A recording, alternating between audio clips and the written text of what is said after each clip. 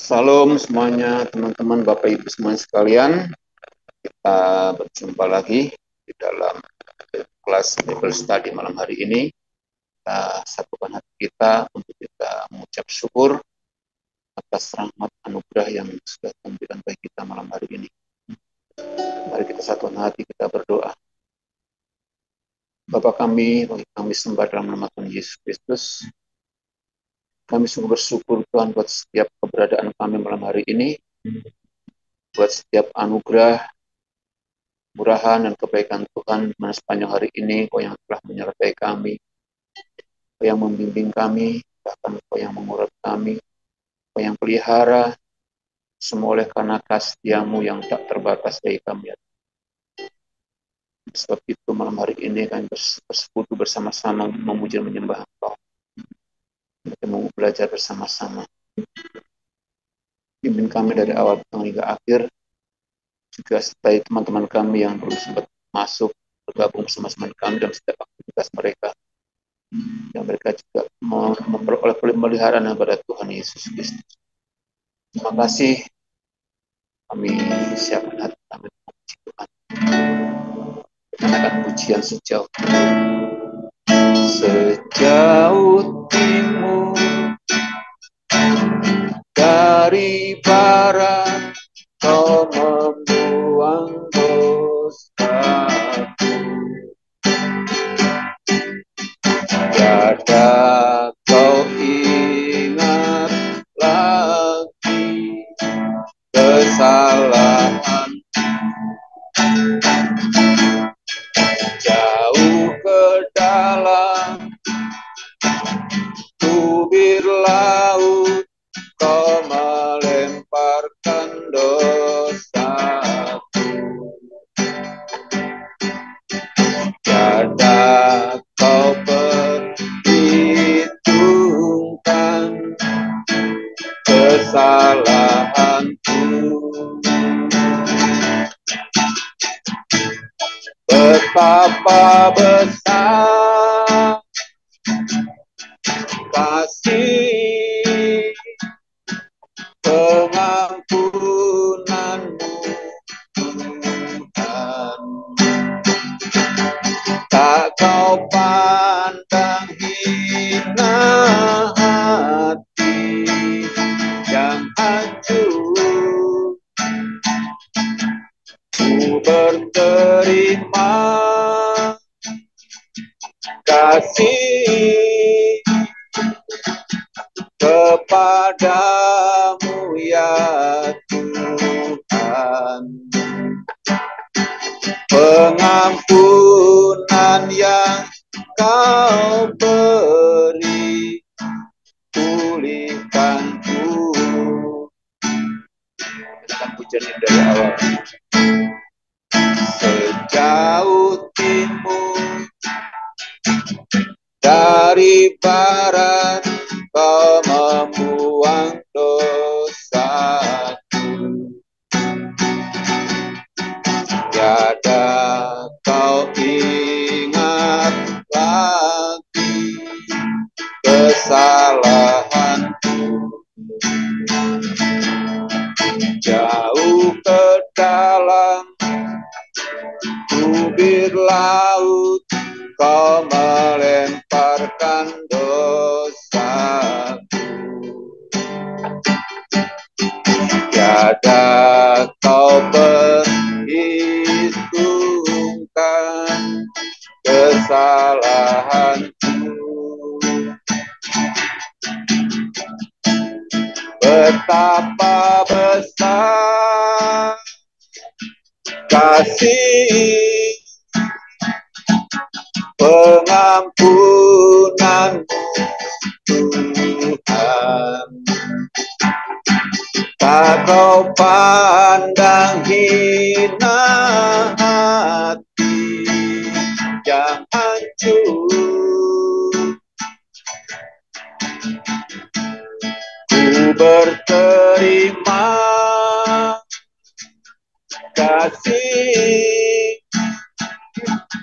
kepadamu ya Tuhan. pengampunan yang kau beri, pulihkanku betapa besar, betapa besar kasih pengampunanmu Tuhan. Tak kau pandang hina hati yang hancur, ku berterima kasih kepadamu ya Tuhan. Pengampunan yang kau beri, pulihkanku. Sekali katakan betapa besar, betapa besar kasih pengampunanmu Tuhan. Tak kau pandang hina hati yang hancur, ku berterima kasih kepadamu ya Tuhan. Pengampunan yang kau beri, pulihkanku. Sekali katakan betapa besar, betapa besar kasih pengampunanmu Tuhan. Pengampunan yang kau beri, pulihkanku. Pengampunan, pengampunan yang kau beri, pulihkanku. Pengampunan yang kau beri, pulihkanku.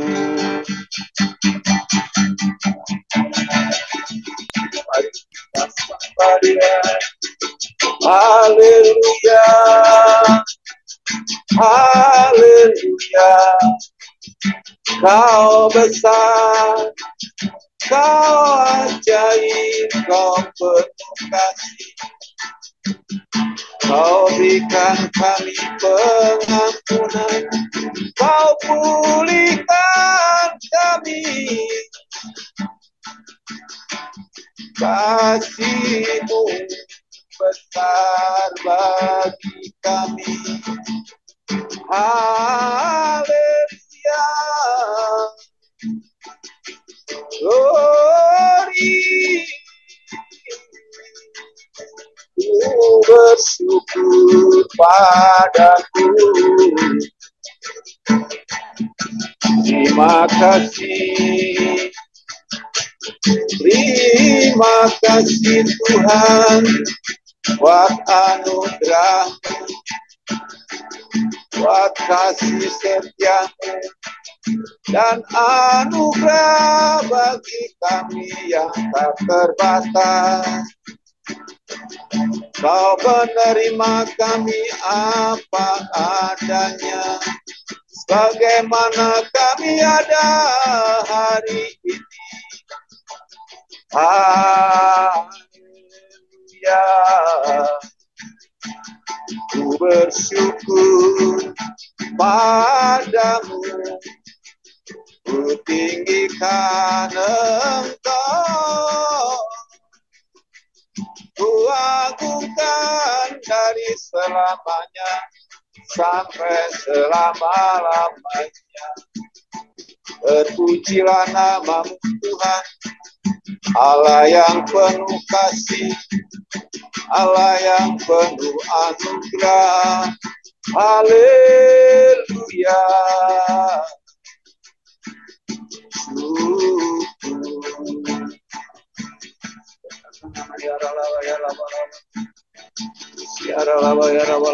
Haleluya.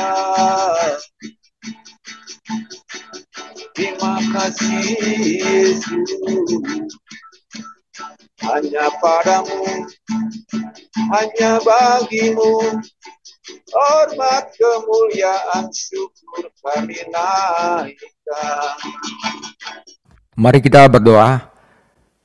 Tuhan Yesus, dikuduskanlah namamu, dimuliakanlah namamu. Kami adalah orang berdosa, tetapi Engkau mengasihi kami, sehingga Engkau datang dan barang siapa percaya kepadamu, Engkau memberikan 3 hadiah istimewa yang tidak dapat diukur oleh emas perak manapun, yaitu pengampunan, pemenuhan, dan kemerdekaan. Tuhan Yesus, ajari kami agar kami mengerti hal ini, karena bukanlah emas perak yang kami inginkan, tetapi hal yang lebih besar dari emas dan perak. Tuhan Yesus, buka hati kami agar jemaat-Mu mengerti hal ini. Terima kasih, dalam namamu kami berdoa. Amin. Oke, saudara, hari ini penting.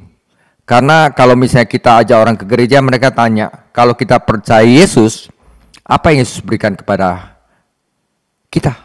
Apa untungnya ikut Yesus? Nah, pengajaran hari ini akan menjawab semua itu. Kalau ikut Yesus, apa yang kita dapatkan? Ya, satu, saudara, hadiah istimewa dari Yesus. Saudara, ini adalah bagian kedua dari Injil Markus. Oke. Kita telah mulai dengan pengajaran pertama bahwa Yesus adalah hamba Allah.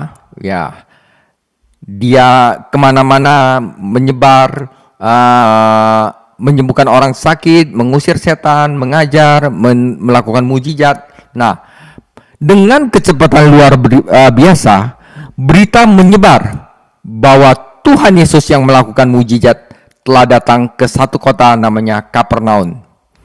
Dan kemanapun Tuhan kita pergi, banyak orang berkumpul. Mereka ingin melihat Dia menyembuhkan orang sakit dan mengusir setan. Seandainya mereka tertarik pada hal yang paling penting, yaitu pesan Injilnya, orang banyak ini akan menjadi penyemangat bagi Yesus, dorongan bagi Yesus. Namun, Yesus tahu bahwa kebanyakan dari mereka berpikiran dangkal dan buta terhadap kebutuhan mereka sendiri. Seringkali Tuhan Yesus merasa perlu meninggalkan kota dan pergi ke padang gurun untuk berdoa. Saudara, setiap hamba Tuhan harus mengikuti teladan Tuhan Yesus dan mengambil waktu jauh dari orang-orang. Alone with God, saudara, menyendiri dengan Tuhan untuk bertemu dengan Bapa dan mendapatkan penyegaran serta kekuatan melalui doa. Saudara, kini waktunya telah tiba bagi Yesus untuk menunjukkan kepada orang-orang tentang apa sebenarnya pelayanannya. Bagaimanapun juga, Dia datang untuk melakukan lebih dari sekedar meringankan penderitaan orang sakit dan orang yang kerasukan setan. Mujizat-mujizat itu memang sungguh menakjubkan. Namun, saudara, bukan itu yang terpenting. Namun, ada sesuatu yang lebih besar yang bisa dialami orang-orang, yaitu mereka bisa masuk ke dalam kerajaan Allah. Saudara, tetapi saudara, untuk memahami hadiah istimewa dari Yesus, kita perlu memahami pelajaran rohani yang ada di balik mujizat jasmani yang Dia lakukan.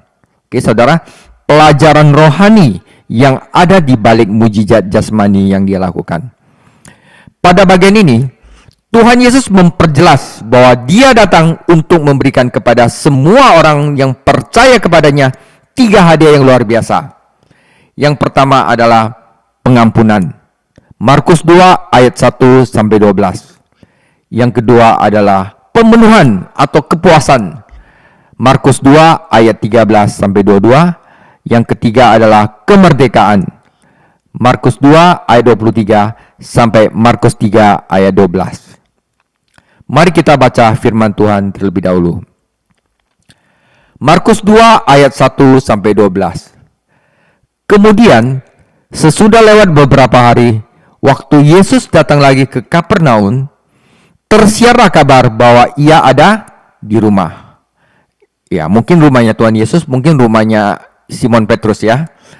Maka datanglah orang-orang berkerumun sehingga tidak ada lagi tempat. Bahkan di muka pintu pun tidak. Sementara ia memberitakan firman kepada mereka, ada orang-orang yang datang membawa kepadanya seorang lumpuh, digotong oleh 4 orang. Tetapi mereka tidak dapat membawanya kepadanya karena orang banyak itu. Lalu mereka membuka atap yang di atasnya. Sesudah terbuka, mereka menurunkan tilam tempat orang lumpuh itu terbaring. Ketika Yesus melihat iman mereka, berkatalah ia kepada orang lumpuh itu, "Hai anakku, dosamu sudah diampuni." Tetapi di situ ada juga duduk beberapa ahli Taurat. Mereka berpikir dalam hatinya, "Mengapa orang ini berkata begitu? Ia menghujat Allah.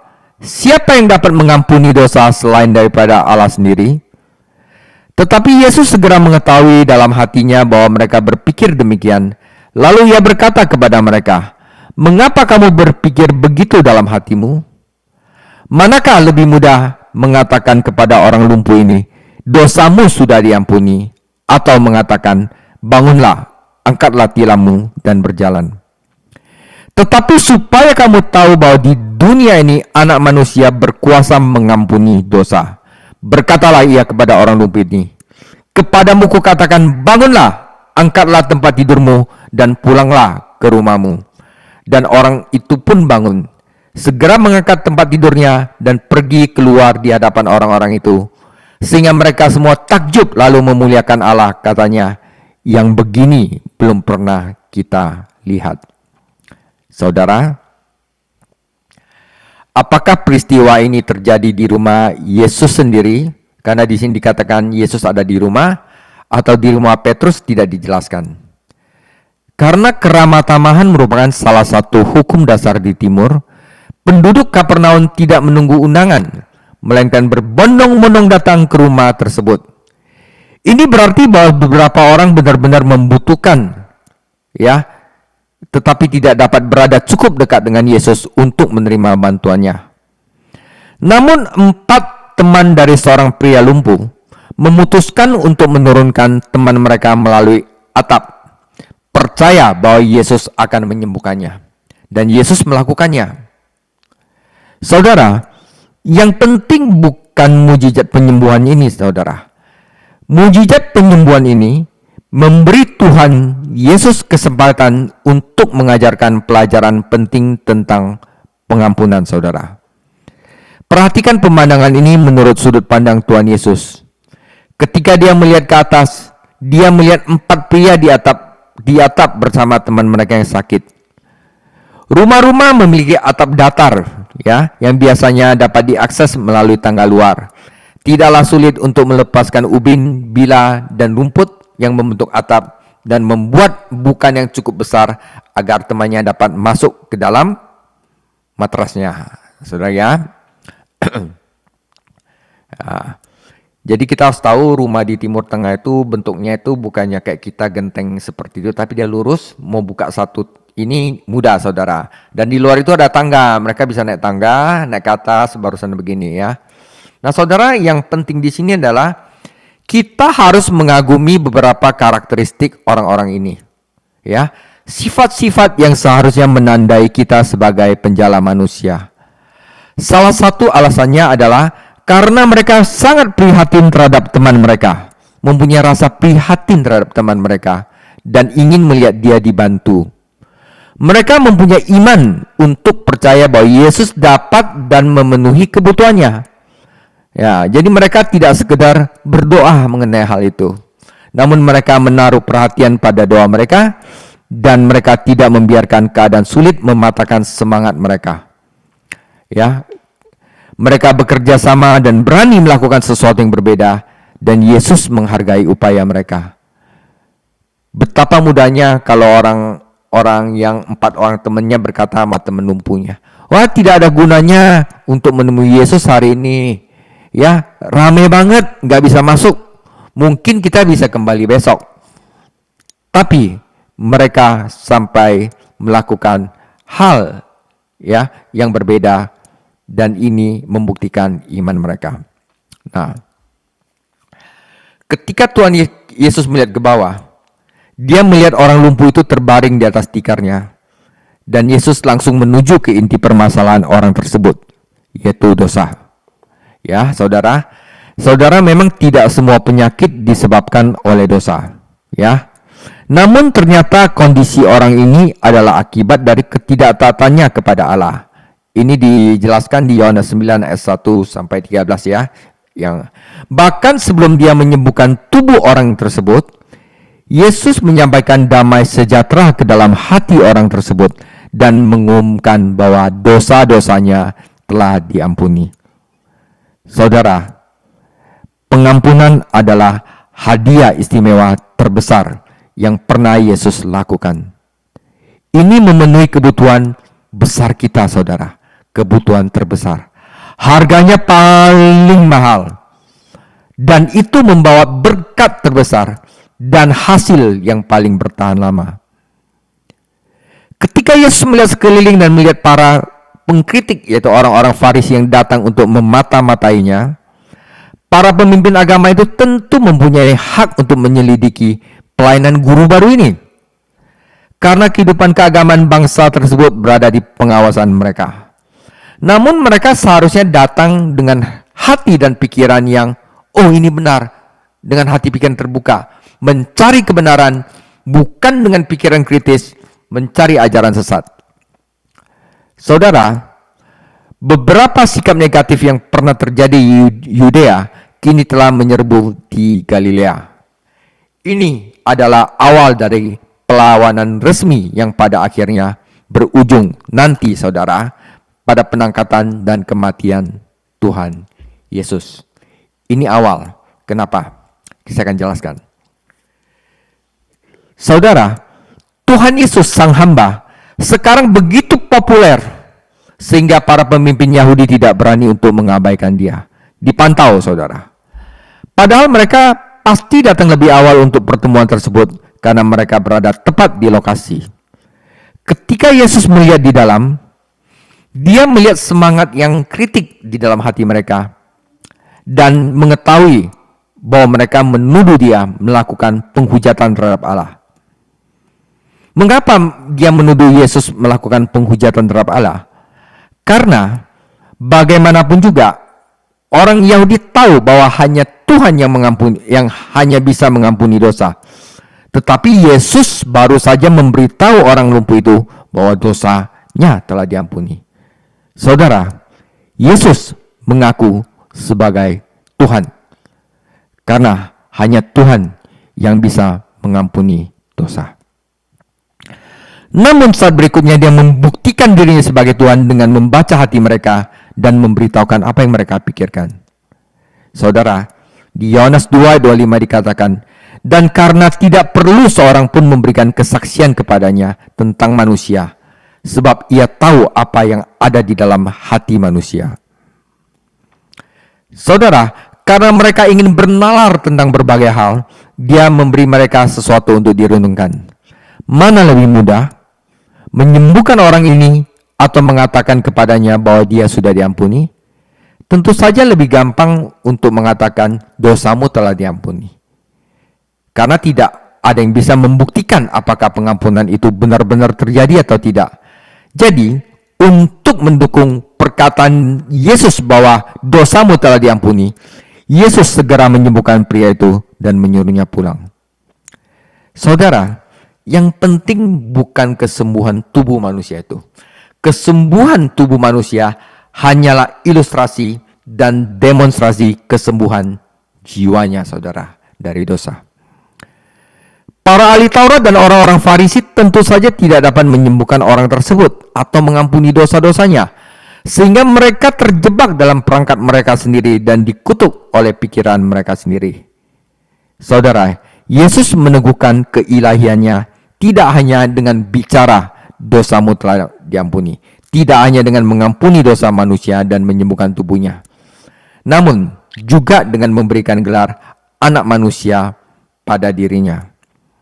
Gelar ini digunakan 14 kali dalam Injil Markus dan 12 diantaranya ditemukan setelah Markus 8 ayat 29 ketika Petrus mengakui Yesus sebagai Kristus dari Allah. Anak manusia ini jelas merupakan gelar mesianik, ya. Dan orang-orang Yahudi itu udah tahu dan menafsirkannya seperti itu. Dia mengatakan anak manusia berkuasa untuk mengampuni dosa. Jelas-jelas Tuhan Yesus sudah mengatakan dia adalah Tuhan. Dan dia buktikan dengan menyembuhkan orang lumpuh itu. Yesus menggunakan gelar ini sekitar 80 kali dalam Injil. Saya bacakan Daniel 7 ayat 13. Ya, ini adalah profetik dari Nabi Daniel. Aku terus melihat dalam penglihatan malam itu, tampak datang dengan awan-awan dari langit seorang seperti anak manusia. Lalu kepada yang lanjut usianya itu, ia dibawa ke hadapannya, lalu diberikan kepadanya kekuasaan dan kemuliaan, kekuasaan sebagai raja. Maka orang-orang dari segala bangsa, suku bangsa, dan bahasa mengabdi kepadanya. Kekuasaannya ialah kekuasaan kekal, yang tidak akan lenyap, dan kerajaannya ialah kerajaan yang tidak akan musnah. Daniel lagi menubuatkan siapa? Yesus Kristus. Saudara, seandainya para pemimpin agama membuka hati mereka terhadap kebenaran ini, ya, apa yang bisa mereka pelajari? Salah satu alasannya adalah mereka bisa belajar bahwa dosa itu seperti penyakit dan pengampunan itu seperti memulihkan kesehatan Anda. Ini bukan kebenaran baru, karena kitab suci Perjanjian Lama menyatakan hal yang sama. Saudara, Mazmur 103 ayat 2. Pujilah Tuhan, hai jiwaku, dan janganlah lupakan segala kebaikannya. Dia yang mengampuni segala kesalahanmu, yang menyembuhkan segala penyakitmu. Siapa yang bisa mengampuni kesalahan? Hanya Tuhan. Pemazmur bilang, siapa yang bisa menyembuhkan penyakitmu? Hanya Tuhan Yesus. Dan Tuhan Yesus buktikan dengan mengatakan kepada orang lumpuh itu, dosamu telah diampuni, dan orang itu disuruh bangkitlah dan angkatlah tilammu. Saudara, hal ini itu diperlihatkan kepada orang Farisi itu di depan mata mereka. Mereka yang telah belajar Perjanjian Lama. Mereka juga dapat mengetahui bahwa Yesus Kristus dari Nazaret memang adalah juru selamat yang memiliki wewenang untuk mengampuni dosa. Dan dosa mereka sendiri dapat diampuni. Sungguh, karena kekerasan hati mereka, karena keegoisan hati mereka, sungguh suatu kesempatan yang mereka lewatkan ketika mereka datang ke pertemuan tersebut dengan semangat kritik, bukan dengan hati yang bertobat, saudara. Saudara, ini hadiah terbesar, saudara. Mari kita buka hati untuk menerima pengampunan yang diberikan oleh Tuhan Yesus. Saudara, hadiah yang kedua yang diberikan kepada kita oleh Tuhan Yesus adalah pemenuhan. Mari kita baca Markus 2 ayat 13 sampai 22. Sesudah itu, Yesus pergi lagi ke pantai danau dan seluruh orang banyak datang kepadanya, lalu ia mengajar mereka. Kemudian ketika ia berjalan lewat situ, ia melihat Lewi anak Alfeus duduk di rumah cukai, lalu ia berkata kepadanya, ikutlah aku. Maka berdirilah Lewi, lalu mengikuti dia. Kemudian ketika Yesus makan di rumah orang itu, banyak pemungut cukai dan orang-orang berdosa makan bersama-sama dengan dia dan murid-muridnya, sebab banyak orang yang mengikuti dia. Pada waktu ahli-ahli Taurat dari golongan Farisi melihat bahwa Yesus makan dengan pemungut cukai dan orang berdosa itu, berkatalah mereka kepada murid-muridnya, mengapa ia makan bersama-sama dengan pemungut cukai dan orang berdosa? Yesus mendengarnya dan berkata kepada mereka, "Bukan orang sehat yang memerlukan tabib, tetapi orang sakit. Aku datang bukan untuk memanggil orang benar, melainkan orang berdosa." Yohanes dan orang-orang Farisi sedang berpuasa. Datanglah orang-orang mengatakan kepada Yesus, "Mengapa murid-murid Yohanes dan murid-murid orang Farisi berpuasa tetapi murid-muridmu tidak?" Jawab Yesus kepada mereka, "Dapatkah sahabat-sahabat mempelai laki-laki berpuasa sedang mempelai itu sedang bersama mereka? Selama mempelai itu bersama mereka, mereka tidak dapat berpuasa. Tetapi waktunya akan datang mempelai itu diambil dari mereka, dan pada waktu itu mereka akan berpuasa. Tidak seorang pun menambalkan secarik kain yang belum susut pada baju yang tua, karena jika demikian kain penambal itu akan mencabikannya. Yang baru mencabik yang tua, lalu makin besar koyaknya. Demikian juga tidak seorang pun mengisikan anggur yang baru ke dalam kantong kulit yang tua, karena jika demikian anggur itu akan mengoyakkan kantong itu, sehingga anggurnya itu dan kantong dua-duanya terbuang. Tetapi anggur yang baru hendaknya disimpan dalam kantong yang baru pula." Saudara, segera menjadi jelas bahwa Yesus dengan sengaja bergaul, berteman, mengasosiasikan dirinya dengan siapa, saudara? Orang-orang yang buangan dalam masyarakat Yahudi. Bukan saja menjadi sahabat atau mengasosiasikan dirinya kepada orang-orang yang buangan, dia bahkan memanggil seorang pemungut cukai untuk menjadi salah satu muridnya. Kita tidak tahu bahwa orang Lewi adalah orang tidak jujur. Ya, kita tidak tahu apakah dia jujur atau tidak. Meskipun sebagian besar pemungut pajak adalah orang yang jujur. Namun kenyataan bahwa ia bekerja untuk Herodes Antipas dan Romawi sudah cukup untuk mempermalukannya di antara orang-orang Yahudi yang setia. Namun ketika Yesus memanggilnya, Lewi tidak membantah atau menunda. Dia bangkit dan mengikuti Yesus. Meskipun dia tahu bahwa Roma tidak akan pernah mengembalikan pekerjaannya jika ia berniat untuk mengikuti Yesus. Ya, dia membakar segala sesuatu. Dia meninggalkan segala sesuatu, saudara. Segala sesuatu dia tinggalkan dan menerima nama baru, yaitu Matius. Jadi Injil Matius itu ditulis oleh Lewi, saudara, ya, pemungut cukai, yang namanya diganti menjadi Matius, yang artinya pemberian Allah. Dan dengan antusias mengundang beberapa temannya yang berdosa untuk bertemu dengan Tuhan Yesus. Mereka adalah orang-orang Yahudi seperti dirinya yang tidak menaati hukum atau terlihat sangat tertarik pada hal-hal keagamaan. Dan orang-orang inilah yang ingin dijangkau oleh Tuhan Yesus. Orang-orang yang tidak menaati hukum atau terlihat yang sangat tertarik sama hal-hal agama. Tentu saja para ahli-ahli Taurat harus ada di sana. Untuk apa? Mantau. Tetapi Tuhan Yesus tidak menggunakan pertanyaan-pertanyaan mereka untuk mengajar mereka tentang dirinya dan pekerjaan rohani yang harus dilakukannya. Tuhan Yesus menjelaskan misinya, yaitu pemenuhan. Dia adalah yang memenuhi hukum Taurat dengan menggunakan 3 perbandingan yang menarik. Pertama, saudara, dia menggunakan gambar tabib. Jadi Yesus tidak menganggap orang-orang buangan ini, pemungut cukai, orang-orang berdosa ini tertolak, meskipun mereka telah dikucilkan oleh para pemimpin agama. Teman-teman Matius adalah pasien yang membutuhkan seorang tabib, dan Yesus adalah tabib tersebut.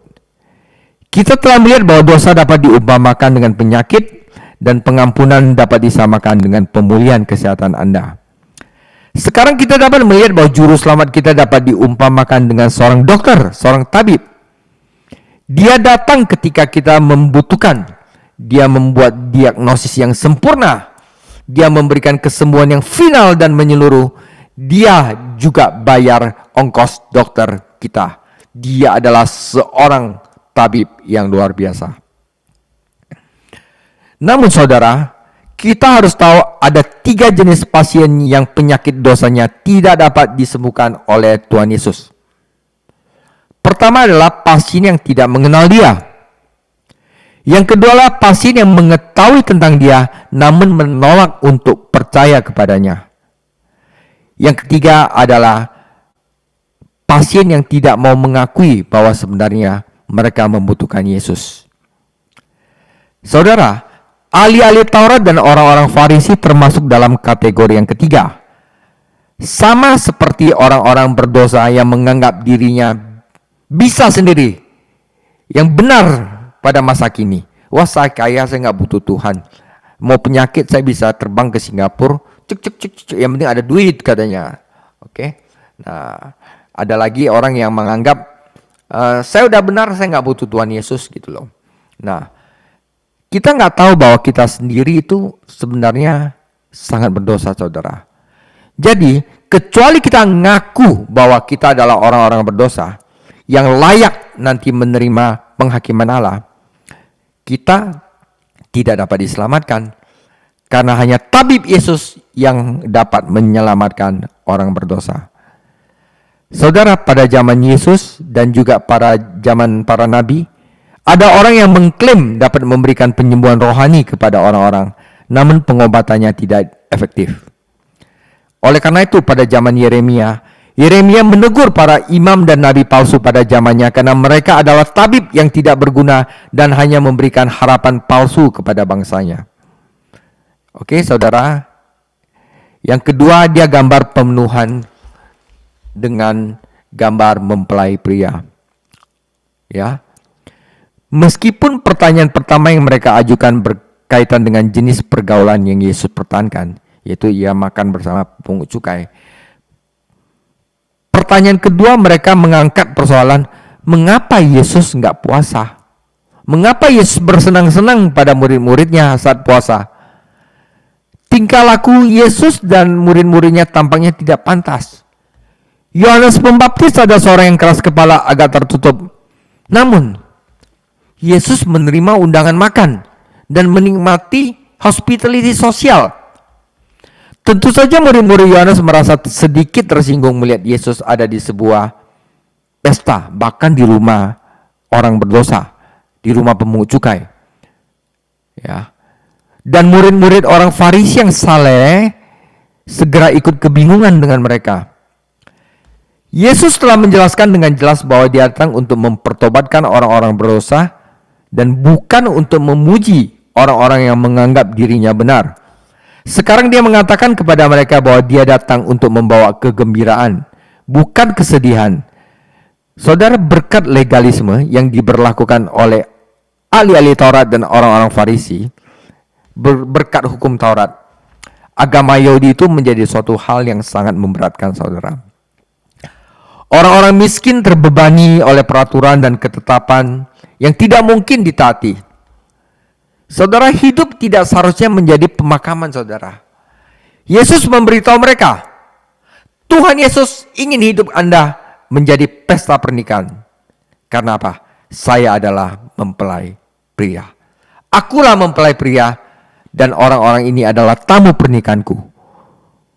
Bukankah tamu itu harus dijamu saat makan? Orang-orang Yahudi tahu bahwa pernikahan adalah salah satu gambaran yang digunakan dalam perjanjian lama untuk membantu menjelaskan hubungan Israel dengan Allah. Mereka telah dipersunting dengan Allah dan mereka hanya milik Dia. Ketika bangsa tersebut berpaling kepada dewa-dewa asing, seperti yang sering mereka lakukan, mereka telah melakukan perzinahan rohani. Mereka tidak setia kepada suaminya dan mereka harus didisiplin. Tema utama kitab Hosea adalah kasih Allah terhadap istrinya yang berzina, yaitu Israel, saudara, dan keinginan untuk mengembalikan bangsa ini ke dalam perkenanannya sekali lagi. Saudara, Yohanes Pembaptis telah mengumumkan bahwa Yesus adalah mempelai laki-laki dan Tuhan Yesus telah melakukan mujizatnya yang pertama, yaitu di Kana pada pesta pernikahan yang penuh sukacita. Sekarang dia mengundang orang-orang untuk datang ke pesta pernikahan. Pesta pernikahan siapa? Dia, saudara. Dia mengundang kita untuk datang. Bagaimanapun juga menjadi seorang Kristen itu tidak ubahnya dengan memasuki hubungan pernikahan. Artinya apa? kita dan Kristus menjadi satu. Ya, saudara. Roma 7 ayat 4. Sebab itu saudara-saudaraku, kamu juga telah mati bagi hukum Taurat oleh tubuh Kristus, ya, supaya kamu menjadi milik orang lain, yaitu milik Dia yang telah dibangkitkan dari antara orang mati, agar kita berbuah bagi Allah. Dua orang menikah bukan hanya karena mereka mengenal satu sama lainnya, atau bahkan mereka mempunyai perasaan yang kuat terhadap satu sama lainnya. Untuk menikah, seseorang harus berkomitmen satu sama lain dan menyatakan komitmen itu. Seperti yang ada nanti kalau Eko atau siapa, Ripka menikah gitu ya, atau siapa siapa menikah, kita harus baca komitmen ini. Ya, saya siapa, ya, berjanji suka duka lagi keadaan apa tetap setia, ya, kepada orang ini gitu loh ya. Nah, ada yang namanya komitmen. Kalau dalam bahasa Latin adalah fiducia, ya. Di sebagian besar masyarakat, pria dan wanita secara terbuka menegaskan komitmen itu ketika mereka berkata, I do. Nah, sama saudara, kalau kita itu menganggap Yesus sebagai mempelai pria, ya, karena itu kita harus I do. Karena itu keselamatan dari dosa mencakup lebih dari sekedar pengenalan seseorang tentang Yesus dan memiliki perasaan baik terhadap Kristus. Keselamatan datang ketika orang berdosa menyerahkan dirinya kepada Yesus Kristus dan berkata, I do. Komitmen saudara. Oleh karena itu, kemudian orang beriman ini segera masuk ke dalam kebahagiaan hubungan pernikahan rohani ini. Yesus ada di dalam kita dan kita ada di dalam firman-Nya. Kita menyandang namanya, berbagi kekayaan dan kekuasaannya, menikmati kasih dan perlindungannya, dan kelak hidup di rumah mulianya di surga. Ketika Anda menikah dengan Kristus, kehidupan bukan menjadi sesuatu yang belum dipenuhi. Kehidupan menjadi sebuah pesta pernikahan meskipun ada cobaan dan kesulitan. Markus 2 ayat 20 adalah petunjuk tentang kematian dan kembalinya Tuhan Yesus. Tuhan Yesus berkata, kalau mempelai pria ada di sini, kenapa harus berpuasa? Nanti ada saatnya ketika mempelai pria diambil daripadanya, saat itulah mereka berpuasa. Yaitu diambil daripadanya itu adalah pada saat kematian, kebangkitan, dan Yesus itu kembali ke surga.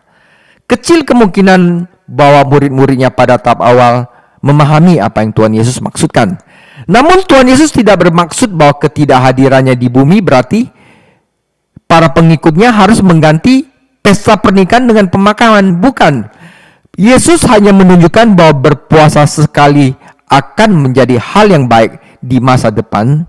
Namun perayaan yang penuh kegembiraan harus menjadi pengalaman rohani sehari-hari bagi orang beriman. Bagaimana caranya? Yesus ada di dalam saya ada di firman-Nya, yaitu seperti kita lakukan sekarang saudara, pendalaman Alkitab. Nah, pemenuhan apa lagi yang Yesus berikan kepada kita? Di sini ilustrasinya adalah pakaian dan kantong kulit anggur. Yesus mengajarkan dua pelajaran penting tentang pelayanannya.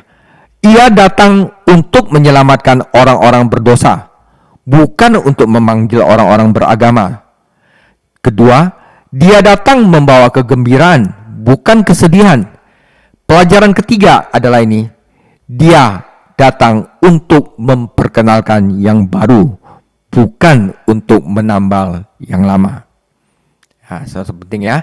Dia datang untuk memperkenalkan yang baru, bukan untuk menambal yang lama. Jadi hukum Taurat itu adalah sesuatu yang lama, dia memperkenalkan yang baru saudara. Para pemimpin agama terkesan dengan ajaran Tuhan kita. Wah, benar ajaran Tuhan Yesus kita takjub. Dan mungkin mereka akan dengan senang hati menjadikannya salah satu dari beberapa gagasan dari tradisi agama mereka. Oh, mereka udah ada tradisi Yahudi. Oh, Tuhan Yesus ngomongnya benar. Oh, ditambah. Bukan begitu. Tuhan Yesus menggantikan semuanya saudara. Mereka mengharapkan semacam kompromi yang akan mempertahankan yang terbaik dari Yudaisme, kaum Farisi, dan yang terbaik dari apa yang Kristus tawarkan. Tapi itu bukan apa yang Yesus datang. Dia tawarkan yang lama itu adalah sesuatu yang tidak bisa, bukan itu yang itu. Kristus datang, dia memberikan baru, dan yang baru itu sudah cukup, saudara. Namun Yesus menyingkapkan kebutuhan pendekatan tersebut. Ini seperti merobek pakaian baru yang belum menyusut dan menjahitnya pada pakaian lama. Jadi jelek dong ya, saudara ya. Tuhan Yesus kasih langsung yang baru, saudara. Anda akan merusak pakaian baru, dan ketika pakaian lama dicuci, tambalannya akan menyusut, di sini kurang, ada jahitan, terkoyak dan merusak pakaian itu.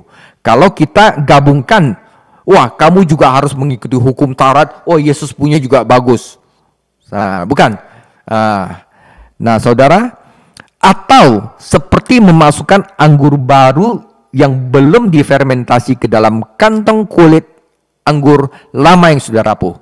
Setelah anggur mulai berfermentasi, maka gas terbentuk, maka yang lama akan pecah. Dan Anda akan kehilangan anggur barunya dan kulit yang lama. Nah, saudara, ini penting, saudara.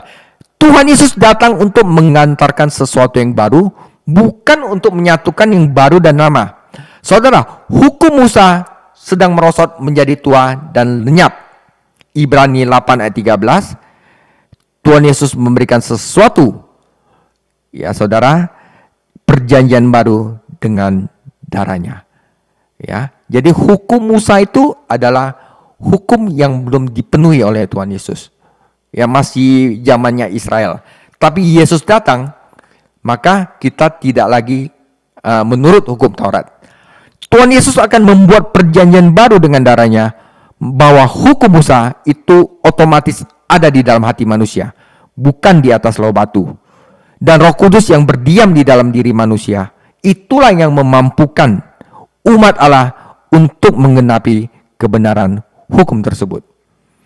Dengan menggunakan ilustrasi ini, Yesus menyangkal sepenuhnya gagasan populer tentang agama dunia yang mengkompromikannya, saudara. Jadi, apakah kita perlu ikut hukum Taurat? Tidak, hukum Taurat itu sudah ditanam di hati kita. Kita sudah tahu, karena kita ada Roh Allah yang berdiam di dalam diri kita.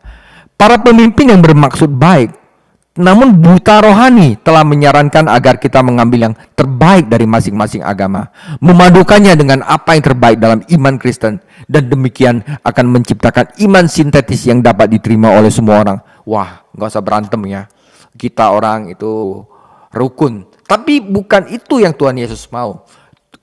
Jika kita telah menerima Tuhan Yesus, kita tidak bisa menerima yang lainnya. Yesus maunya eksklusif, saudara. Namun iman Kristen, saudara, bersifat eksklusif. Jika kita percaya oleh Yesus, kita tidak boleh menerima agama lain, mau setara, lebih unggul, atau yang menjanjikan kita apa, tidak bisa. Yesus atau tidak sama sekali. Namun iman Kristen bersifat eksklusif. Ia tidak akan menerima agama lain yang setara atau lebih unggul.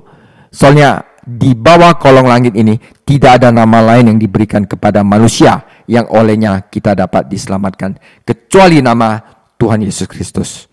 Kisah Para Rasul 4:12. Keselamatan bukan perbaikan, bukan orang ini dulunya agak bandel, sekarang agak baik. Bukan. Keselamatan bukanlah perbaikan sebagian dari kehidupan seseorang. Itu adalah jubah kebenaran yang benar-benar baru, saudara. Saudara, keselamatan itu bukan laler yang berusaha untuk menyukai bunga, bukan. Tapi laler itu benar-benar diperbaharui dengan istilahnya apa? Rohnya lebah, barusan dia bisa menyukai lebah. Kehidupan Kristen bukanlah suatu pencampuran antara yang lama dan yang baru. Sebaliknya ini merupakan pemenuhan dari yang lama dalam yang baru. Karena itu apa? Tuhan Yesus datang untuk penggenapan, pemenuhan. Saudara, saya kasih satu ilustrasi. Ada dua cara untuk menghancurkan sesuatu. Anda dapat menghancurkannya atau membiarkannya terwujud dengan sendirinya. Saya kasih contoh biji mangga. Sebuah biji mangga, pohon mangga, saudara, ya, biji pohon mangga misalnya, Anda bisa menghancurkan dengan dua cara. Pertama, Anda bawa palu, atau Anda panggil raksasa, suruh dia injek, suruh hancur, ya kan? Atau dengan palu dapat dihancurkan. Tetapi ada penghancuran yang kedua yang bisa dilakukan. Anda tanam di dalam tanah, maka dia secara alami akan hancur, tetapi dibiarkan menjadi tumbuh menjadi pohon mangga. Nah, dalam kedua kasus tersebut, penghancuran biji pohon mangga telah selesai. Namun pada kasus kedua, biji pohon mangga itu dihancurkan karena pemenuhan. Dipenuhi. Nah, saudara, Yesus menggenapi nubuatan, gambaran, dan tuntunan hukum Musa. Karena saya katakan bahwa kitab Perjanjian Lama, jika kita tidak melihatnya dalam konteks Tuhan Yesus, kita akan salah menafsir Perjanjian Lama. Kenapa? Segala kitab Taurat, kitab Nabi, dan kitab pujian, ya, Torah, Nevi'im, Ketuvim, semuanya bersaksi kepada Tuhan Yesus. Hukum Taurat berakhir di Golgota ketika korban yang sempurna dipersembahkan oleh dosa dunia. Jadi saudara, ketika Anda mempercayai Tuhan Yesus, Anda telah menjadi bagian dari ciptaan baru dan selalu ada pengalaman baru akan kasih karunia dan kemuliaan. Jadi saudara, betapa bodohnya ya, betapa tragisnya orang tetap kembali ke tradisi hukum Taurat yang lama, tradisi agama yang sudah mati. Padahal mereka masih bisa mendapatkan kebenaran spiritual yang hidup. Untuk apa menyimpan shadow, bayang-bayang, padahal yang kenyataannya telah datang, yaitu Yesus Kristus. Di dalam Yesus Kristus kita telah mendapat penggenapan semua janji Allah. Ya saudara, semua janji Allah yang ada di Perjanjian Lama itu semua digenapi di Yesus Kristus dan sekarang diberikan kepada kita, yaitu pemenuhan janji Allah. Itu adalah hadiah kedua yang Tuhan Yesus berikan kepada kita. Pertama adalah pengampunan, kedua adalah penggenapan atau pemenuhan semua janji Allah, saudara. Oke, kita masuk yang ketiga, yaitu kemerdekaan, saudara. Kita baca firman Tuhan. Pada suatu kali, pada hari Sabat, Yesus berjalan di ladang gandum dan sementara berjalan murid-muridnya memetik bulir gandum. Maka kata orang Farisi kepadanya, "Lihat, mengapa mereka berbuat sesuatu yang tidak diperbolehkan pada hari Sabat?" Jawabnya kepada mereka, "Belum pernahkah kamu baca apa yang dilakukan Daud ketika ia dan mereka yang mengikutinya kekurangan dan kelaparan? Bagaimana ia masuk ke dalam rumah Allah waktu Abitar menjabat sebagai imam besar, lalu makan roti sajian itu yang tidak boleh dimakan kecuali oleh imam-imam, dan memberinya juga kepada pengikut-pengikutnya." Lalu kata Yesus kepada mereka, "Hari Sabat itu diadakan untuk manusia, bukan manusia untuk hari Sabat. Jadi, Anak Manusia adalah juga Tuhan atas hari Sabat." Nah, saudara, kemudian Yesus masuk lagi ke rumah ibadat. Di situ ada seorang yang mati sebelah tangannya. Mereka mengamati Yesus kalau ia menyembuhkan orang itu pada hari Sabat, supaya mereka dapat cari kesalahan dia, mereka dapat mempersalahkan dia. Kata Yesus kepada orang yang mati sebelah tangannya itu, "Mari, berdirilah di tengah." Kemudian katanya kepada mereka, "Manakah yang diperbolehkan pada hari Sabat, berbuat baik atau berbuat jahat, menyelamatkan nyawa orang atau membunuh orang?" Tetapi mereka itu diam saja. Ia berduka cita karena kedegilan mereka, dan dengan marah ia memandang sekelilingnya kepada mereka. Lalu ia berkata kepada orang itu, "Ulurkan tanganmu." Lalu ia mengulurkannya, maka sembuhlah tangannya itu. Lalu keluarlah orang-orang Farisi dan segera bersekongkol dengan orang-orang Herodian untuk membunuh dia, saudara. Iri hati, saudara. Kemudian Yesus dengan murid-muridnya menyingkir ke danau, dan banyak orang-orang dari Galilea mengikutinya, juga dari Yudea, dari Yerusalem, dari Idumea, dari seberang Yordan, dan dari daerah Tirus dan Sidon datang banyak orang-orang kepadanya sesudah mereka mendengar segala yang dilakukannya. Mereka datang kepada Yesus untuk apa? Mujizatnya, saudara. Ya kan? Ia menyuruh murid-muridnya menyediakan sebuah perahu baginya karena orang banyak itu, supaya mereka jangan sampai menghimpitnya. Sebab ia menyembuhkan banyak orang sehingga semua penderita penyakit berdesak-desakan kepadanya hendak menjamahnya. Ya. Bila mana roh-roh jahat melihat dia, mereka jatuh tersungkur di hadapannya dan berteriak, "Engkaulah anak Allah." Tetapi ia dengan keras melarang mereka memberitahukan siapa dia. Saudara, hari Sabat itu sangat dihargai oleh orang-orang Yahudi sebagai hari yang suci. Jadi Allah memberi umat Israel hari Sabat ketika mereka keluar dari Mesir. Dan itu merupakan tanda khusus antara Israel dan Allah. Tidak ada catatan bahwa Allah pernah memberikan hari Sabat kepada bangsa lain. Jadi, ketika Yesus secara terang-terangan mulai melanggar tradisi Sabat, hal itu seperti mendeklarasikan perang terhadap lembaga keagamaan mereka. Yesus sengaja, saudara, ya, dia menyembuhkan pada hari Sabat. Dia cuma mau kasih tahu kepada orang-orang, hukum mereka telah digenapi oleh dia. Dia adalah Tuhan dari hari Sabat. Dia mulai kampanye dengan menyembuhkan seorang pria yang telah sakit selama 38 tahun dan kemudian diikuti oleh peristiwa-peristiwa yang dicatat di bagian ini. Saudara, tradisi Yahudi menyatakan bahwa ada 39 tindakan yang dilarang keras pada hari Sabat. Musa telah melarang bekerja pada hari Sabat, namun dia tidak memberikan banyak rincian. Menyalakan api untuk memasak pun tidak boleh pada hari Sabat. Mengumpulkan bahan bakar juga tidak boleh. Membawa beban juga tidak boleh. Berbisnis juga adalah tindakan yang salah pada hari Sabat. Namun tradisi Yahudi menjelaskan secara rinci, bahkan memberitahu orang-orang seberapa jauh mereka dapat melakukan perjalanan pada hari Sabat, yaitu 200 hasta saja mereka hanya boleh berjalan. Singkatnya, hari Sabat telah menjadi sebuah beban yang sangat berat, sebuah simbol dari perbudakan agama yang menyakitkan yang telah menjerat bangsa ini.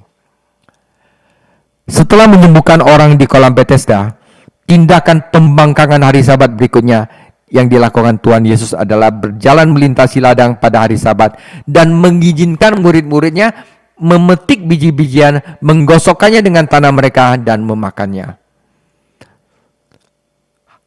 Harusnya orang yang lapar tidak boleh mengambil buah dan biji-bijian tetangganya, asal tidak mengisi bejana atau menggunakan alat yang permanen. Namun, bukan hal itu yang membuat orang Farisi marah kepada Yesus. Yang mereka kesal adalah kenapa para murid bekerja pada hari Sabat. Tuhan Yesus sengaja, saudara. Jadi ketika Anda membaca catatan Matius tentang peristiwa ini, Anda melihat bahwa Yesus memberikan 3 argumen untuk membela murid-muridnya. Pertama adalah apa yang dilakukan Daud waktu dikejar masuk ke dalam bait suci. Ada makanan yang harusnya imam makan, dia makan. Ya kan? Apa yang dilakukan oleh imam dan apa yang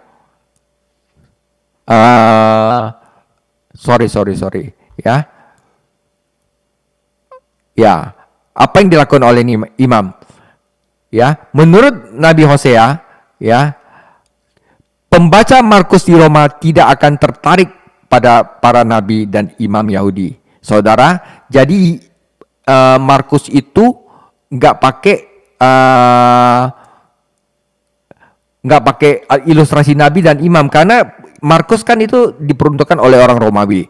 Jadi Markus itu pakai analogi Daud yang oleh orang Romawi diakui sebagai pahlawan dari raja yang hebat.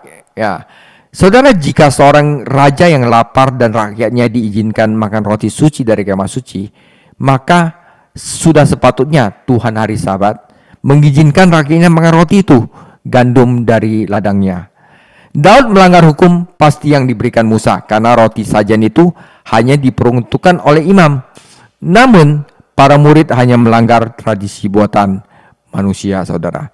Tentu saja Tuhan Yesus lebih peduli, ya saudara, oleh kasih pemenuhan kebutuhan manusia daripada melindungi tradisi keagamaan. Akhirnya itu membuat prioritas orang Farisi menjadi kacau. Apakah Yesus melakukan kesalahan ketika menyebut Abiatar sebagai imam besar? Saudara, di sini ada satu catatan yang biar Anda tidak bingung. Catatan dalam 1 Samuel 21 menyebut Ahimelek, ayah Abiatar, sebagai imam besar. Sehingga kata-kata Tuhan kita tampaknya bertentangan. Nah, saudara, mereka tidak, saudara. Nah, ada kemungkinan bahwa ayah dan anak masing-masing juga memiliki kedua nama tersebut, yaitu Abiatar. Dan catatannya Anda bisa cari sendiri di 1 Tawarik 18 ayat 16, 24 ayat 6, 1 Samuel 22 ayat 22, Samuel 8 ayat 17 ya. Kemungkinan besar Tuhan kita juga menggunakan kata Abiatar untuk merujuk pada bagian perjanjian lama tentang Abiatar, bukan pada manusianya. Ini adalah cara orang Yahudi mengidentifikasi bagian-bagian dari firman, karena manuskrip mereka tidak mempunyai pasal dan ayat seperti yang kita miliki sekarang dalam Alkitab, saudara. Ya, saudara, pada hari Sabat yang sama, Yesus pergi ke sinagoga untuk beribadah, dan ketika berada di sana, dia sengaja lagi menyembuhkan orang sakit. Tentu saja dia bisa menunggu 1 hari lagi, tetapi sekali lagi dia mau menantang tradisi legalistik orang-orang Farisi. Kali ini orang-orang Farisi mengharapkan dia untuk menyembuhkan, jadi mereka itu membuka mata lebar-lebar. Pertanyaan Tuhan kita dalam Markus 3 ayat 4 tidak pernah dijawab oleh musuh-musuhnya. Nah, karena kejahatan terjadi setiap hari termasuk pada hari Sabat, mengapa kebaikan tidak terjadi? Kematian selalu terjadi, namun hal ini tidak seharusnya menghalangi kita untuk menyelamatkan kehidupan. Jadi sebenarnya hati mereka itu keras. Mereka itu tidak ada kasih. Mereka hanya mengikuti ritual-ritual, peraturan yang sebenarnya sudah dimerdekakan oleh Tuhan Yesus. Yesus dapat melihat pengerasan hati mereka dan dosa mereka, dan itu membuat dia marah. Saudara, Tuhan kita tidak pernah marah kepada pemungut cukai, saudara. Orang berdosa, perempuan sundal malah. Dia tidak marah besar sama orang-orang berdosa. Karena pada dasarnya kita memang berdosa, saudara. Kita ngaku aja. Tetapi yang dia paling pantang, saudara, yang dia paling sebel adalah ia mengungkapkan kemarahan terhadap orang Farisi yang menganggap dirinya benar, saudara. Mereka lebih memilih melindungi tradisi mereka daripada mereka melihat seseorang disembuhkan. Mereka lebih memilih peraturan daripada kasih. Tentu saja pria tersebut hanya tahu sedikit konflik spiritual ini. Dia hanya menaati perintah Tuhan Yesus, mengulurkan tangannya dan disembuhkan. Saudara, Yesus nyembuhin tangan orang di hari Sabat. Orang-orang Farisi marah. Begitu marahnya orang-orang Farisi atas perbuatan Yesus, sehingga mereka bersatu dengan orang-orang Herodian dan mulai berbuat rencana untuk menangkap Yesus dan menghancurkannya. Kelompok Herodian bukanlah kelompok agama. Mereka adalah sekelompok orang Yahudi yang bersimpati kepada Raja Herodes dan mendukung pemerintahannya. Kebanyakan orang Yahudi membenci Herodes dan enggan menaati hukumnya, sehingga mengejutkan bahwa orang-orang Farisi yang merupakan orang-orang Yahudi yang taat bisa bergabung dengan para politisi yang tidak setia ini. Namun musuh bersama Yesus yang menyatukan kedua kelompok ini, menanggapi perlawanan yang bersatu ini, Yesus menarik diri dari sini, menarik diri dari sana. Namun dia tidak dapat juga mencegah bahwa banyak orang yang membutuhkan mereka. Tidak dapat mencegah bahwa kumpulan besar orang untuk mengikuti dia. Tentu saja kumpulan orang ini berbahaya bagi tujuannya. Ya saudara, karena sebenarnya orang-orang ini tidak termotivasi secara rohani. Mereka ikut Yesus bukan untuk minta pengampunan, bukan minta pemenuhan, bukan minta kemerdekaan, tetapi mereka adalah meminta kesembuhan jasmani dan mujizat. Dan dengan demikian pihak berwenang dapat menuduh Yesus memimpin pemberontakan rakyat melawan Romawi. Namun Yesus tetap menerima orang-orang, menyembuhkan orang sakit, dan melepaskan orang yang kerasukan setan. Sekali lagi dia memperingatkan setan-setan untuk tidak mengungkapkan siapa dia. Saudara, kita telah belajar bahwa Tuhan Yesus telah memberikan kita 3 hadiah.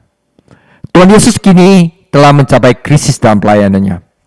Banyak orang mengikuti dia, namun minat mereka bukan pada hal-hal rohani.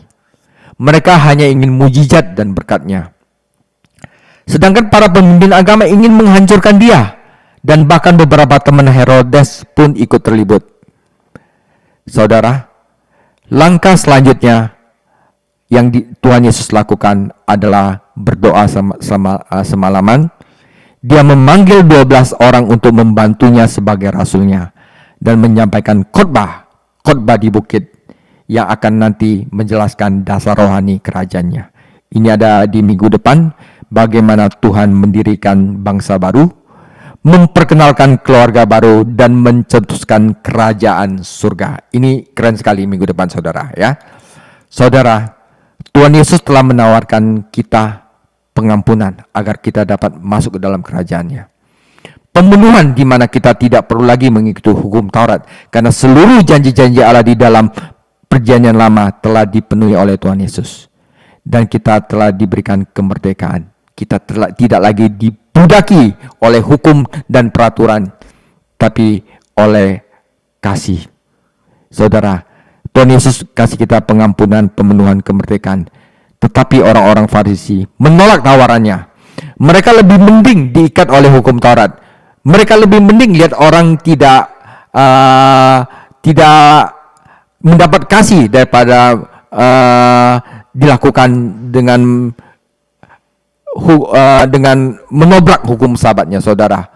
Saudara, sebenarnya mereka sedang menolak hadiah terbesar, hadiah istimewa dari Tuhan Yesus. Saudara-saudara, hari ini saudara, coba pikirkan, sudahkah Anda menerima hadiah istimewa dari Yesus? Demikian firman Tuhan. Tuhan Yesus memberkati. Oke, yuk kita nasihat. Hidupku menggenapi firman-Mu, tanda mujizat sertai dalam hidupku. Kau bersamaku di dalam, jadi bukti kebesaran-Mu. Hidupku menggenapi firman-Mu, tanda mujizat sertai tiap langkahku. Kau bersamaku di dalam, jadi bukti kebesaran-Mu. Hidupku menggenapi firman-Mu, tanda mujizat sertai tiap langkahku. Kau bersamaku di dalam, jadi bukti kebesaran-Mu. Jadi bukti kebesaran-Mu. Jadi bukti kebesaran-Mu.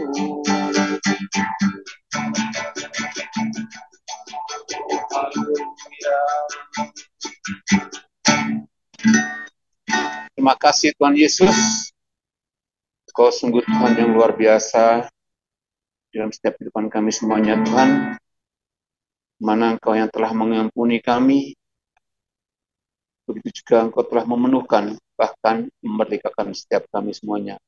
Sebab itu, bila kami benar-benar orang yang benar-benar merdeka, kami dibebaskan, sehingga kami senantiasa merdeka dalam Engkau ya Tuhan. Kami mengikuti Engkau, kami melihat setiap kebesaran-Mu di setiap kehidupan kami semuanya ini. Terima kasih buat anugerah, kemurahan, serta kasih setia-Mu yang begitu besar dalam kehidupan kami. Terima kasih buat malam hari ini, Berkati hamba-Mu yang telah mengajar buat kami, Pastor David Chang, urapi lebih lagi Tuhan, ditambah-tambahkan hikmat wahyu daripada Roh-Mu Kudus, menyertai kehidupannya, sehingga Tuhan memberkati dalam pelayanannya, Tuhan memberkati dalam pekerjaannya, Tuhan memberkati dalam rumah tangganya, sehingga setiap hamba mana berada, banyak jiwa dimenangkan, dan setiap perkataan-perkataan membangun, membangkitkan, bahkan memerdekakan. Terima kasih, kami serahkan hamba-Mu dalam tangan kasih kuasa-Mu, supaya juga dalam setiap aktivitas apapun yang hamba-Mu kerjakan.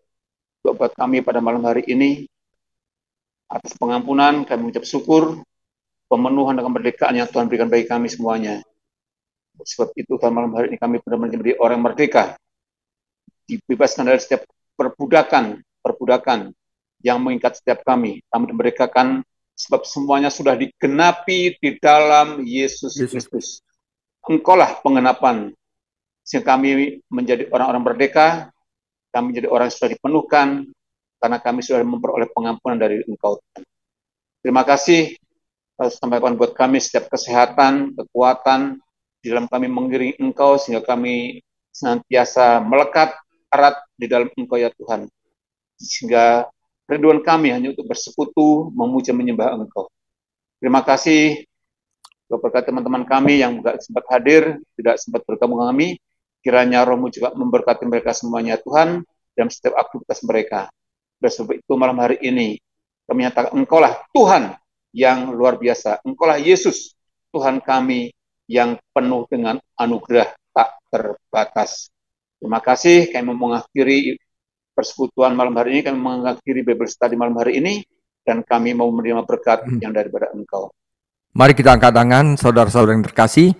Semoga Tuhan damai sejahtera Gembala Agung kita, Tuhan Yesus, kiranya telah memberikan kita pengampunan, pemenuhan, dan kemerdekaan, dan segala sesuatu yang baik untuk melakukan kehendak-Nya, dan mengajarkan di dalam kita apa yang berkenan kepadanya. Bagi Dialah kemuliaan sampai selama-lamanya. Amin.